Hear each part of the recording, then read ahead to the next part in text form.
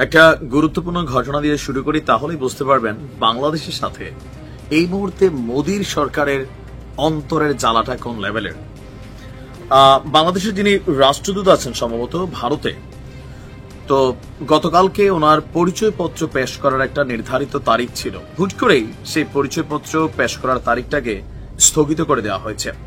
এখন এটার পিছনে কেউ কেউ বলছেন শুধু বাংলাদেশ না, তুরস্কেরও স্থগিত করা হয়েছে। কারণ ভারত পাকিস্তান যুদ্ধে বাংলাদেশের জনগণের অধিকাংশ যারা পাকিস্তান প্রেমী আছেন তাদের যে খুল্লাম খুল্লা সাপোর্ট ছিল, আবার সরকারিভাবেও ভারতের বিপরীতে বাংলাদেশের পাকিস্তানের সাথে যে সুসম্পর্ক সেটাকে ডাবল নেগেটিভ দেখছে। এমনকি ডক্টর মোহাম্মদ ইউনুসকে নিয়ে ভারতের কিছু টুটটুট মন্ত্রী আছে যারা বলে যে মোল্লা ইউনুস, আচ্ছা ওনার কি দাঁড়িয়ে আছে না, ওনারে হজ করতে দেখতেছেন যে মোল্লা শব্দটা মানে থাকে না যে একটা কাছাকাছি লেভেলের, বাট ওরা মনে করে এইটা।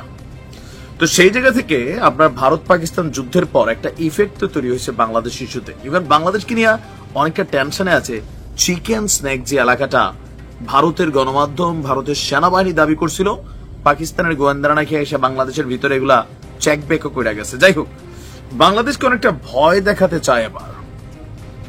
পাকিস্তানের কাছে খুব বেশি সুবিধা করতে পারেনি, তবে বাংলাদেশকে ভয় দেখাতে চায়। এখন আসুন কি করছে।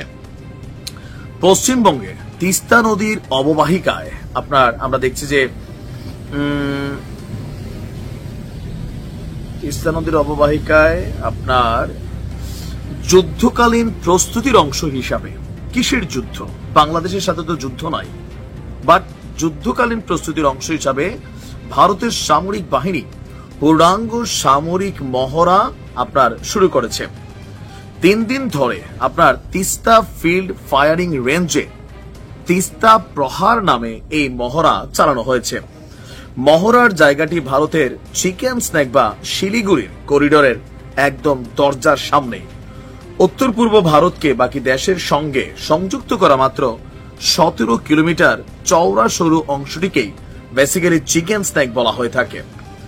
ভারতীয় সেনাবাহিনীর মুখপাত্র গুয়াহাটিতে এক অনুষ্ঠানে বলছে, তিস্তা প্রহার মহড়ায় নদীবিধৌত অঞ্চলের চ্যালেঞ্জিং পরিবেশে সেনাবাহিনীর যৌথ কমব্যাট স্ট্র্যাটেজি এবং যুদ্ধের প্রস্তুতি দেখানো হয়েছে।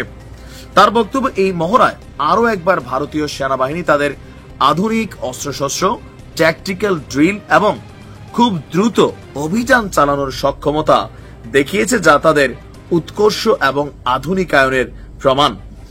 সেনাবাহিনীর পক্ষ থেকে তিস্তা প্রহার ঘিরে ভিডিও এবং ছবিও প্রকাশ করা হয়েছে। তাতে এই মহড়ায় artillery tank, helicopter, surface two air missile এবং অত্যাধুনিক ড্রোন ব্যবহার করা হয়েছে বলেও দাবি করা হয়েছে।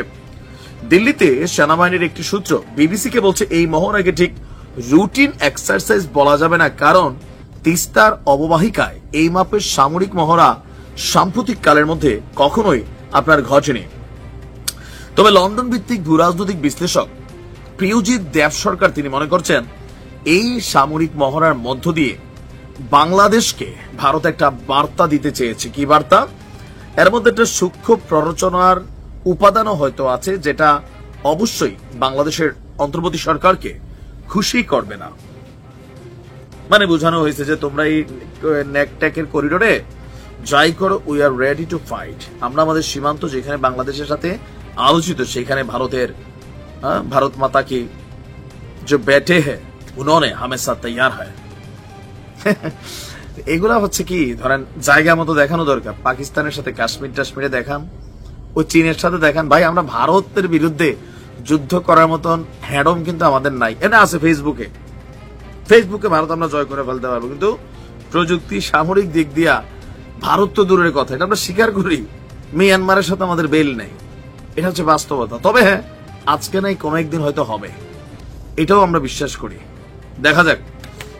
ভালো থাকুন। আসসালামু আলাইকুম।